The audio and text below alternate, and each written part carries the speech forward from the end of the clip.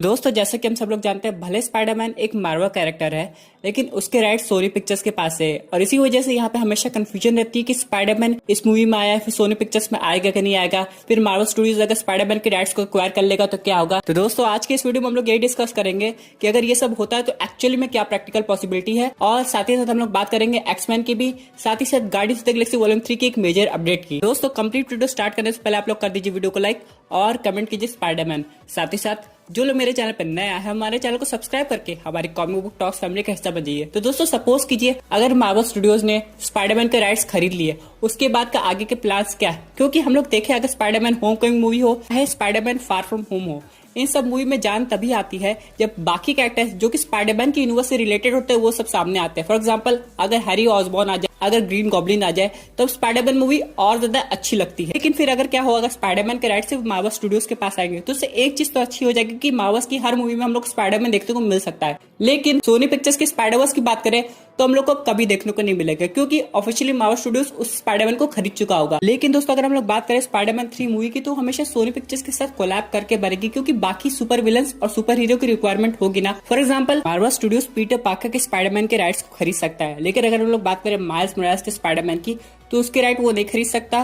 साथ ही साथ यहाँ पे स्पाइडरमैन 2099 इन सब के राइट्स भी नहीं खरीद सकता है। इन सब के बाद अगर बाकी सुपर विलन्स आते हैं जैसे कि डॉक्टर ऑक्टोपस, तो अगर मार्वल स्टूडियोज को अपनी खुद की एक स्पाइडरमैन मूवी बनानी है तो इन सारे कैरेक्टर्स को खरीदना पड़ेगा, जो कि प्रैक्टिकली पॉसिबल नहीं है दोस्तों। इसलिए सिर्फ स्पाइडरमैन मार्वल सिनेमैटिक यूनिवर्स में आ जाने से एक चीज तो अच्छी होगी कि एवेंजर्स मूवी में हम लोग को स्पाइडरमैन का टीम अप बाकी सुपर हीरो के साथ अच्छे से दिखेगा। स्पाइडरमैन कैप्टन मार्वल के साथ भी काम कर रहा होगा, स्पाइडरमैन थॉर के साथ भी काम कर रहा होगा, और स्पाइडरमैन हो सकता है वकांडा जाके शूरी के साथ भी काम कर रहा हो। लेकिन अगर हम लोग को Spiderman into spiders movie actually में देखनी है तो फिर सोनी पिक्चर्स को आना ही पड़ेगा। और अगर बात चले स्पाइडरमैन 2099 की सीरीज बनाने की, जो कि टीवी पे हम लोग को दिखाया जाएगी, खासकर डिज्नी प्लस पे, तो इन सब पे भी यहाँ पे सोनी यूनिवर्स के साथ अच्छा खासा कोलैब होना चाहिए, क्योंकि फिर उस स्पाइडरमैन में हम लोग बाकी कैरेक्टर्स को कैसे दिखाएंगे, क्योंकि वो दूसरे मल्टीवर्स का होगा जो कि इस यूनिवर्स में आएगा, जो कि बाद में पीटर पार्कर से मिल सकता है। और अगर पीटर पार्कर से मिल रहा है तो बाकी अलग अलग यूनिवर्स के स्पाइडरमैन से भी मिला होगा। अगर बाकी यूनिवर्स के स्पाइडरमैन आ रहे हैं तो सब राइट्स एक ही स्टूडियोज के पास नहीं हो सकते। इसलिए दोस्तों अगर स्पाइडरमैन मार्वल सिनेमैटिक यूनिवर्स में आता है तो बहुत अच्छी बात है, लेकिन हम लोग स्पाइडरमैन को दोनों यूनिवर्स में देखना चाहते हैं, सोनी यूनिवर्स में भी और मार्वल सिनेमैटिक यूनिवर्स में भी, क्योंकि अभी तक ऐसा कुछ कंफर्म नहीं हुआ है कि वेनम और मॉर्बियस एक्चुअल पे मार्वल सिनेमैटिक यूनिवर्स में एंटर कर रहे हैं। इसका कोई कंफर्मेशन नहीं, क्योंकि हम लोग ने भले वल्चर को देखा था उस मूवी में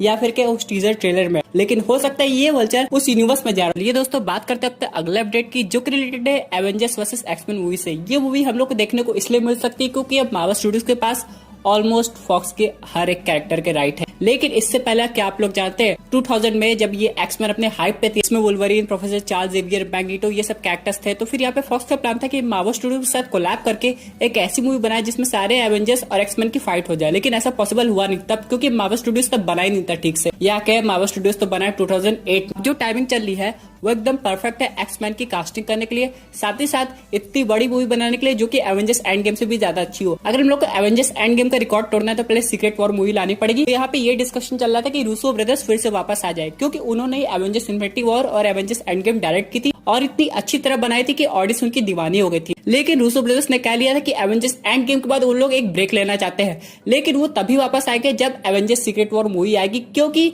सीक्रेट वॉर कॉमिक उनकी फेवरेट कॉमिक्स बुक है। इसलिए अब प्लानिंग चल रही है केविन फेगी के थ्रू कि ऐसी मूवी बनाने की सीक्रेट वॉर आ जाए। लेकिन अब क्वेश्चन ये आता है कि एवेंजर्स वर्सेस एक्समैन कौन डायरेक्ट करेगा। तो अगर दोस्तों यहाँ पे केविन फेगी एक्समैन वर्सेस एवेंजर्स बनाने के एकदम मूड में है, तो उनको रूसो ब्रदर्स को कन्विंस करना पड़ेगा कि ऐसी मूवी डायरेक्ट करे। लेकिन उससे पहले तो सिनेरियो एस्टैब्लिश करने पड़ेंगे।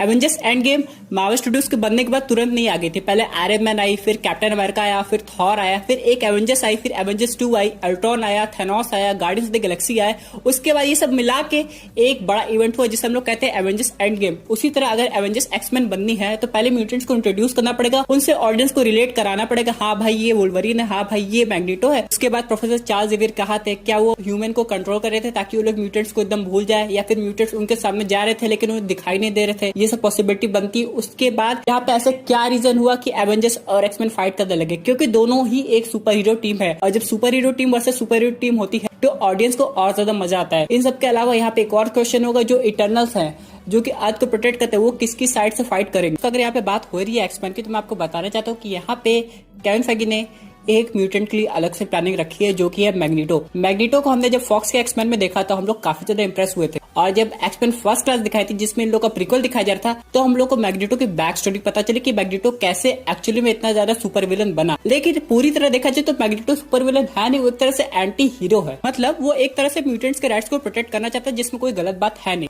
अब यहाँ पे अगर हम लोग बात करें पहली मूवी की जो की है एवेंजर्स सीक्रेट वॉर, तो इसमें ये दिखाया गया कि डॉक्टर डूम को मेन विलन दिखाया गया और यहाँ पे मैग्नेटो एक्समैन के साथ और एवेंजर्स के साथ मिलकर उससे फाइट करती है। लेकिन उसके बाद यहाँ पे कुछ ऐसी सिचुएशन क्रिएट हो जाती है जिसमें एक्समैन एवेंजर्स के अगेंस्ट हो जाते हैं, सिवाय प्रोफेसर चार्ल्स ज़ेवियर और वुल्वरीन को हटा के बाकी सारे तो एक्समैन अलग हो जाते हैं। अगर आप लोग बात करें प्रोफेसर एक्स की, तो यहाँ पे प्रोफेसर एक्स आराम से एवेंजर्स को हरा सकता है सिर्फ अपने दिमाग की बदौलत। या तो फिर ऐसा भी हो सकता है वो किसी की साइड ना रहे, ना वो एवेंजर्स की साइड हो ना वो एक्समैन की साइड हो, और यहाँ पे लोगन भी ऐसा हो। लेकिन ऐसा पॉसिबल है नहीं, क्योंकि इन लोग का इन्वॉल्वमेंट काफी ज्यादा इंपॉर्टेंट है। भले इन लोग न्यूट्रल है, लेकिन इन लोग हेल्प कर सकते हैं फाइट को प्रिवेंट करने के लिए, जो कि देखने में और ज्यादा मजा आएगा। लेकिन अगर हम लोग बात करें डॉक्टर डूम के कैरेक्टर की, जो कि हमें एवेंजर्स सीक्रेट वॉर में देखने को मिलेगा, वो काफी ज्यादा इंपॉर्टेंट होगा, क्योंकि यहाँ पे दो ऑप्शन है। सीक्रेट वॉर मूवी में करंट यूनिवर्स के डॉक्टर डूम को विलेन दिखाया जाए या फिर किसी ऑल्टरनेट रियलिटी के डॉक्टर डूम को लाया जाए। जो भी हो, जब ये सब खत्म हो जाएगा उसके बाद जब एवेंजर्स वर्सेस एक्समैन आएगी तब डॉक्टर डूम को इन्वॉल्वमेंट नहीं होगा, क्योंकि यहाँ पे फिर मेन विलेन मैग्नेटो हो जाएगा। दोस्तों ये मूवी इसलिए भी बहुत ज्यादा अच्छी हो सकती है क्योंकि यहाँ पे म्यूटेंट्स एक से एक है। और क्या हो अगर डार्क फीनिक्स आ जाए, लेकिन क्या हो अगर जीन ग्रे के सामने वांडा मैक्सिमोफ आ जाए और इन दोनों के बीच में फाइट हो।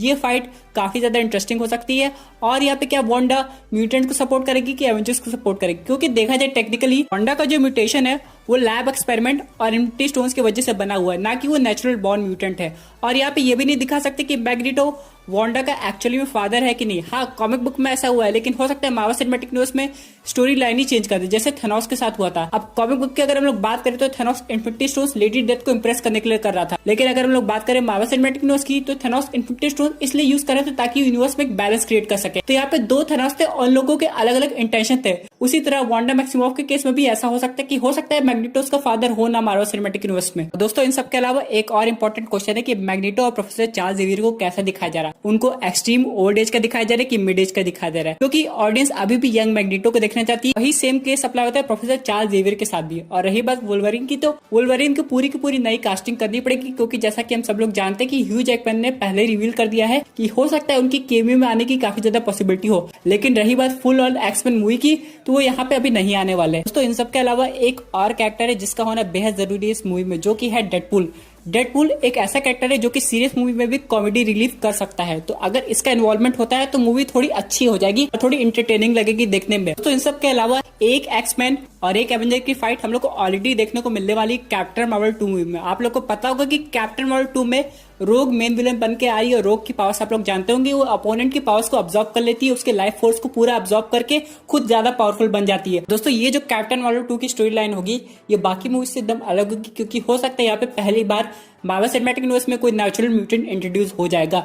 इन सब के अलावा यहाँ पे रोग अकेली नहीं होगी, हो सकता है उसके साथ बाकी फेलो म्यूटेंट्स भी आ जाए जो कि रोग की हेल्प कर रहे हो। दोस्तों बात कर लेते हैं कुछ ऐसे इंपॉर्टेंट रीजन की जो कि ये साबित करता है कि ऐसी फाइट हो सकती है।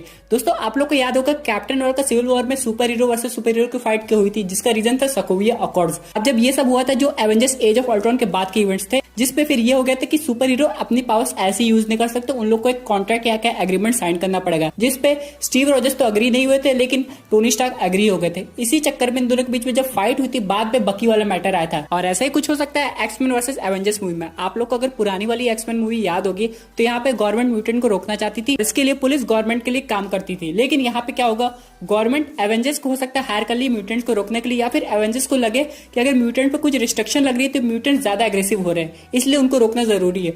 और यहाँ पे मैग्नेटो जो कि म्यूटेंट का लीडर होगा, वो म्यूटेंट को और ज्यादा अगेंस्ट कर देगा एवेंजर्स के, कि एवेंजर्स हम लोग का हक रोक रहे हैं। इन सब के केस में ही ये सब लड़ाई हो जाएगी। और रही बात प्रोफेसर चार्ल्स ज़ेवियर की, तो काफी ज्यादा स्मार्ट है, वो इन सबसे हटे रहेंगे और ये भी प्रॉमिस करेंगे कि एवेंजर्स और एक्समैन में इक्वली फाइट हो। ऐसा इंश्योर करने के लिए वो अपने माइंड कंट्रोल वाली पावर्स का यूज नहीं करेंगे। लिए दोस्तों बात कर लेते हैं अपने फाइनल अपडेट की, जो कि रिलेटेड है guardians of the Galaxy volume 3 के रिलीज डेट से। अब बहुत से लोगों को लग रहा होगा कि फेज 4 का शेड्यूल चेंज हो गया है, तो फेज 5 में जो भी मूवीज आएगी वीडियो कब आएगी, तो यहाँ पे जो ये मूवी की पॉसिबिलिटी बन रही है वो 2021 में बन रही है। लेकिन अभी जेम्स गन ने ट्विटर पे एक ट्वीट किया था कि हाँ ये मूवी आ सकती है लेकिन अर्ली 2021 में नहीं आएगी। इसका मतलब ये है या तो ये मूवी मई जून में रिलीज होगी या फिर नवंबर में, जैसे कि डॉक्टर स्ट्रेंज पार्ट 1 रिलीज हुई थी। दोस्तों ये थी एक अमेजिंग अपडेट जो कि रिलेटेड थी स्पाइडरमैन से, फिर एक्समैन वर्सेस एवेंजर से और guardians of the Galaxy volume 3 से। आई होप आपको ये वीडियो पसंद आई होगी। वैसे आपके क्या व्यूज है इस पर्टिकुलर टॉपिक पे, अपने व्यूज जरूर कमेंट कीजिए। और दोस्तों अगर आप ऐसे unique super hero content enjoy करना चाहते हैं तो हमारे चैनल को सब्सक्राइब करके हमारी सुपर हीरो फैमिली का हिस्सा बन जाइए। Thank you for watching.